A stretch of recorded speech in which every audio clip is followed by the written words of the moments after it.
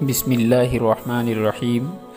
محترم سامعین، یہ تو معلوم نہیں کہ یہ ویڈیو کب کا ہے، لیکن یہ حقیقت ہے کہ چینی صدر شی جن پنگ نے مسجد میں جا کر مسلموں سے ملاقات کی ہے۔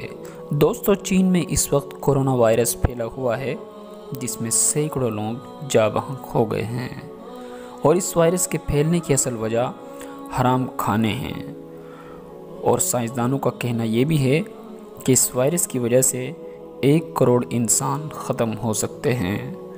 دوستو، آپ کو یاد ہوگا یہ وہی چین ہے جس نے برقعے پر پابندی عائد کر دی تھی، اور آج کا حال آپ کے سامنے ہے۔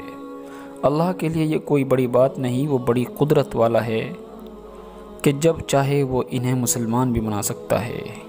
اور اس کی مثال ملائیشیا، جو ایک خالص بدھسٹ ملک تھا، آج ایک بڑا مسلم ملک ہے، اور یہی حال انڈونیشیا کا تھا، جہاں خالص ہندو اور بدھسٹ لوگ رہتے تھے، وہ بھی ایک مسلم ملک ہے۔ اور عراق میں تاتاریوں کا ظلم دنیا خوب جانتی ہے، وہ کس قدر ظالم تھے، لیکن اللہ کی قدرت دیکھیے، وہ بھی ایک مسلم ملک ہے۔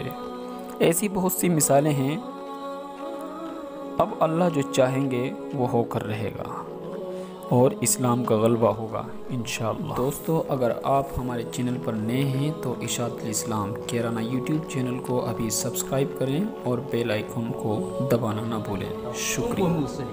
是世界上最幸福的，我们从心底里感激党和政府拥护中国共产党的领导，既念好古兰经，又念好知府经。爱国爱教，守法守纪，使我们宗教与社会相适应。